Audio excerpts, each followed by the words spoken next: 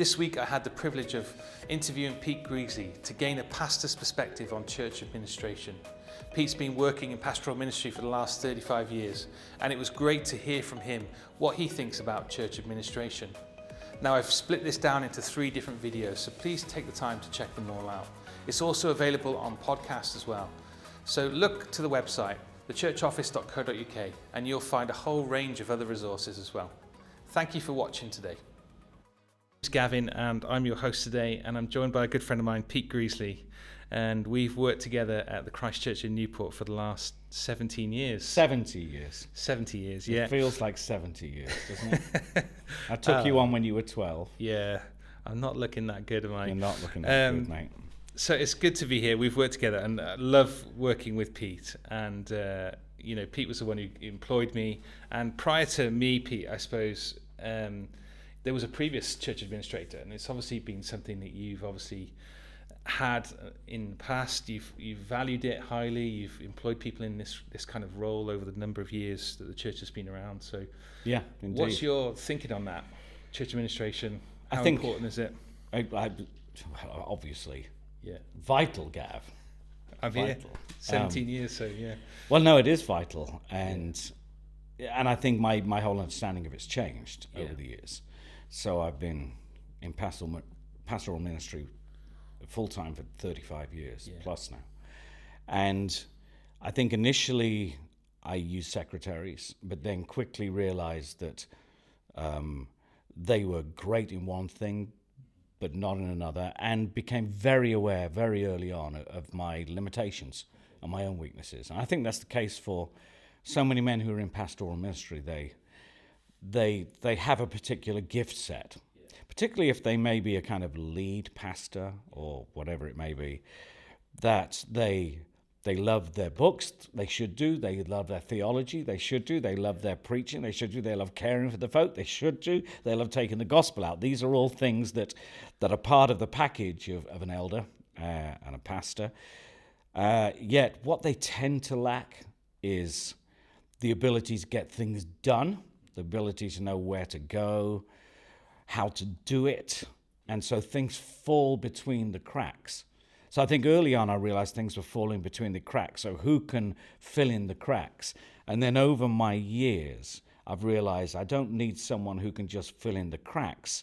I need someone who is far beyond that, who is able to see ahead, understand where we're going, work it through as part of a team, and make things happen. Yeah. All right, I'll edit this out. Okay.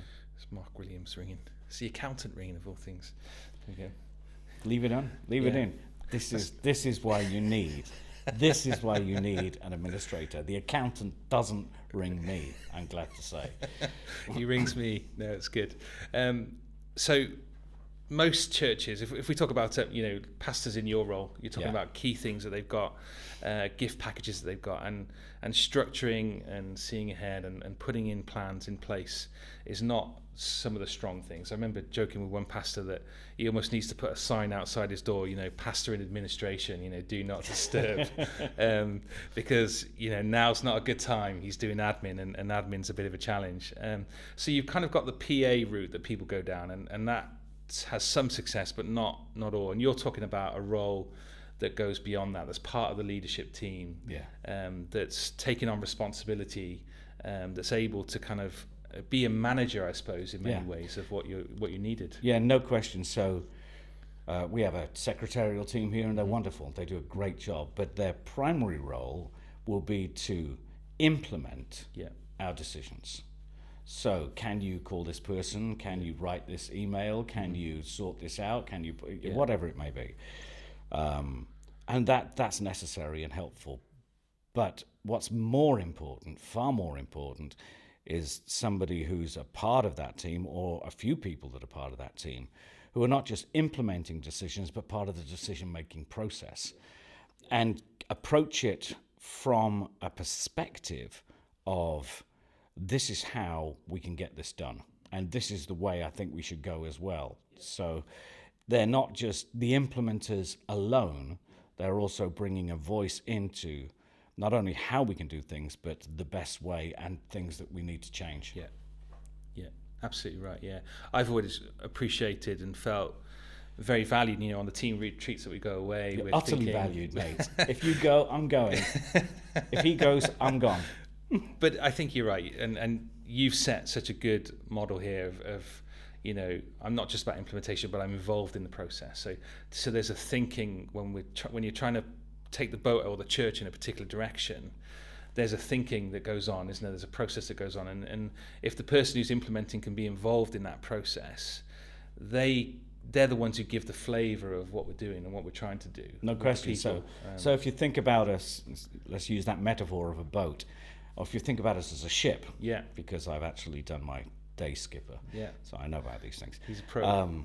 So if you think of it as a ship, you may have a man or a team of men whose hand is on the rudder, ultimately determining the direction. Yet the people that hands on the rudder aren't the people that know which sails to put up necessarily to get us there. And so, someone needs to say, hoist the mainsail, pull in the foresail, put out the jib. These are the things that someone and some people need to be able to take us forward, and then also say to the people with their hands on the rudder, you can't go in that direction. The wind is against us. You may want to go there, but we're going to have to do a big loop here. So, I mean, it's a good metaphor because you have all hands on deck working together. That's right.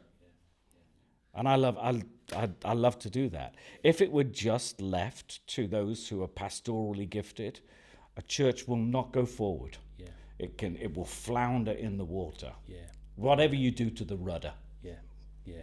And it's true, isn't it? Because I've met some pastors who've got they come up with 100 ideas. They've got so many ideas of ways they want to reach out for the gospel, and it just never seems to happen. It never, those ideas never seem to kind of birth or take any fruit. And if it gets very frustrating for a church, doesn't it? If you don't have somebody on the ground who's able to kind of push those ideas forward and draw people in. And I think one of the key skills that I've tried to, I suppose, develop is people skills. Yeah. And that's crucial, isn't it, in this role? Yeah, because if you are hoisting the sails and pulling them in, you are the one working with the majority of the crew. Yeah. And that's what you do, and that's what others do in this situation. Now, it doesn't mean that we're not working with the crew, but we're more trying to care for the crew, trying to teach the crew, trying to motivate the crew outwards. That's our job. But we need someone who can work with everybody, particularly most of them are volunteers, because that's the nature of church life. So you must have someone who knows where to go, knows how to get there, but also has the ability to win people's hearts so that they don't feel that they're under pressure or being used, but that they feel that they're on board, enjoying where they're going. So that is a gift you have. And that's a gift where I think sometimes when we think about an administrator, we think about some guy sitting behind a desk with his computer. That is not the main job. This is more if you to go to a boardroom, you may have a chairman and a board of directors, but you need a managing director. You need someone who can work with the team in order to get us forward. So I think it's far more vital than most men in pastoral ministry realize. Yeah, I think you're right. And the different leaders that we get to interact with in different churches that we meet, often the model here in Wales and probably further afield is that you get a single pastor who'll be serving a church, and next person they often hire is someone who's similar to them in a kind of part-time or kind of pastoral assistant. Yeah. And from my experience, depending on how gifted that second person is, the assistant is in administration, is how effective that church can be going forward. Yeah, sure. And sure. Well, you've again, this is if you were to ask me now, if we had to just have two people for us, if the team had to be diminished, it would be probably not me, one of the other guys, and you, or at least a leading pastor and an administrator or a manager, because I think that's what happens. I think when I planted churches and started when I was 25. And so when I looked there, the first thing I looked at that time was I just need someone who can reach out to the youth. I need someone who can sort out the music. I need someone who can do some evangelism. And we'll have a secretary a day a week or 2 days a week to try and sort out all the stuff that I don't like sitting at my desk writing. I just, that is, for me, not the priority. If you're a single guy on your own and you're looking for who should I take on next, for me, there's no question. You should take on not a secretary, not just someone who can sit behind a desk. You should take on someone. It's a deaconing role. So if you're an elder before, you want a team of elders, and so you can always have lay elders in that. But if you're taking on someone else in a full-time or a part-time role, I'd be looking for someone who had a gift of making things happen, managing, that was able to connect with people, that was as clear on the gospel and loved it as much as you, that loved the church in the way you love the church, and essentially as just a completely different gift package to you. And I think those are the churches that are able to thrive and move forward. And then respect that person and recognize that they may not have the gift of teaching. You know, if you're talking about a deacon role, the only major difference is the elders should be teaching and the deacons don't do the teaching. They don't need the gift of teaching, but they do need to be able to communicate. They do need to be able to win hearts. They do need to be able to motivate. And so those are the things you're looking for. And there's a lot of those people out there, I think. Yeah, there are. Just untapped and unrealized. Yeah, that's absolutely right. Because there can be a kind of an idea that ministry looks like this. You know, you're a teaching, caring elder, and that's all that you do, and that kind of function what you were talking about earlier. But actually the ministry needs to be viewed broader, doesn't it? That there's actually a leadership role here in kind of a managing of a church that can be recognized and implemented. Yeah, there's no question. I mean, again, let's go back to that metaphor of the ship. I mean, imagine a couple of guys that you take another guy on and all he wants to do is what you do. So you've got your hand on the rudder, on the tiller, and you're encouraging him and showing him how to do the same. And you just keep moving this thing, and you're wondering why you're not going forward. Because all you're doing is going around in circles. Well, let's try moving it here, and maybe if you do that, we can move it here, or we can move it here. And the people on the ship are going, where are we going? Going back and What's forth. going on? And are we changing direction again, but not really moving forward? Yeah.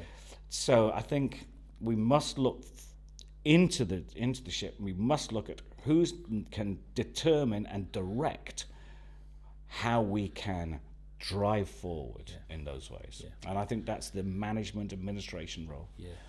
Because I think it's right, absolutely right. And it's interesting that you're talking about, if you could do it again, you wouldn't necessarily go and employ a children's ministry or a youth worker. And those are kind of the strategies that smaller churches take initially, don't they? So we've got the lead pastor. Right, how do we make sure this church goes forward for the future? How do we secure the future? Right, we need to think about children, we need to think about young people, and we need to kind of put all our effort in. And fair play, churches put a lot of effort into those areas. But they do seem to slow down over a couple of years. And so, if you're listening and you're in that kind of role, then it's worth reconsidering again, who do we bring in as a second role? Yeah. And just to think about that a little bit more. Yeah, there's a lot of people, I don't like to use the word lay because we're all in it together. Yeah. But there's a lot of people who are not supported financially by the church, who can bring in so many different gifts. In so many different ways, and they do, and most churches utilize that. You may have a large children's group and think, I've got to have someone who can take this on, but you can probably find those things amongst the church with people willing to serve. Within music, you can probably find those gifts within the church. You don't need some super professional musician to take it forward. We're not trying to put on a great show here. We're trying to care for people and enable them to enjoy the Lord Jesus together. And so there are many things that we think if we do this, it'll look good and go great, but it doesn't necessarily work. Now, there may be a stage where churches get to a size where, by the grace of God, we're in a size where we are able to employ people in different roles. In a specific way. They're just not the major priority, in my opinion. You need someone who can even determine with you who is needed next, how that works next, because as a senior pastor, I don't always know. Now, I hope that what I can do is try and look ahead to some degree, try and discern who would be good to be useful.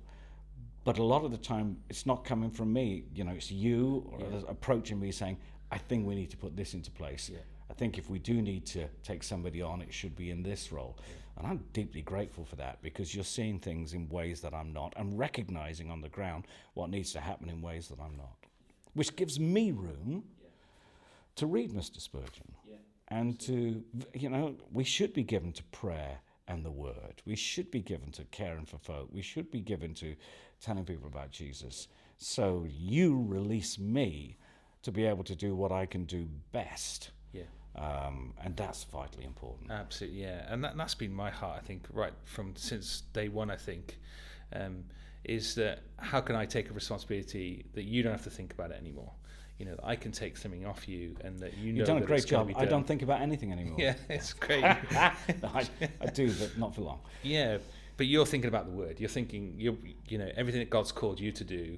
You've now got the space and not the distraction of some of the things that were probably there before. Yeah, sure.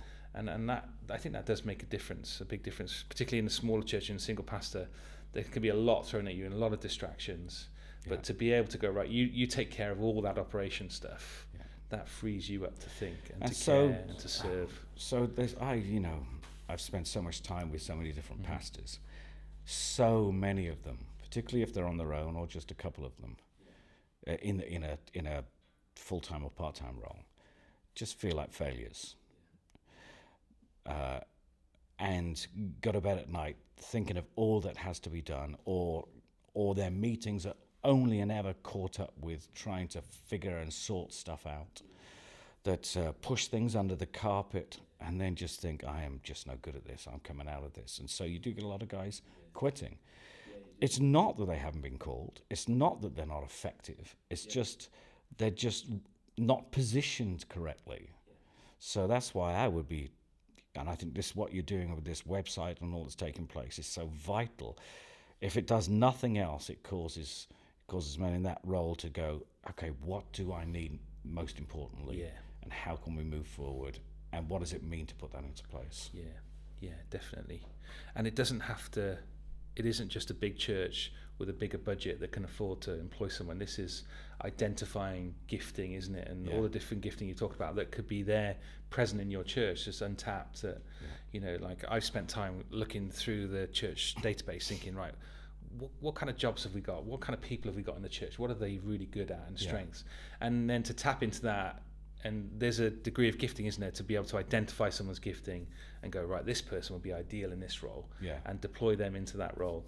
And that is kind of an essential part of the role, I think. And you can find people like that in a part-time role. Yes, you can. In a voluntary role. They're out there, aren't they? They are out there. But again, they can be found, but I think most pastors, myself included, wouldn't be the best person to be finding them. Yeah. So I can see the frustration of what needs to be done. Yeah. And go, oh, well, we need someone to possibly do this. Or not even be aware we might need someone to do this. Yeah.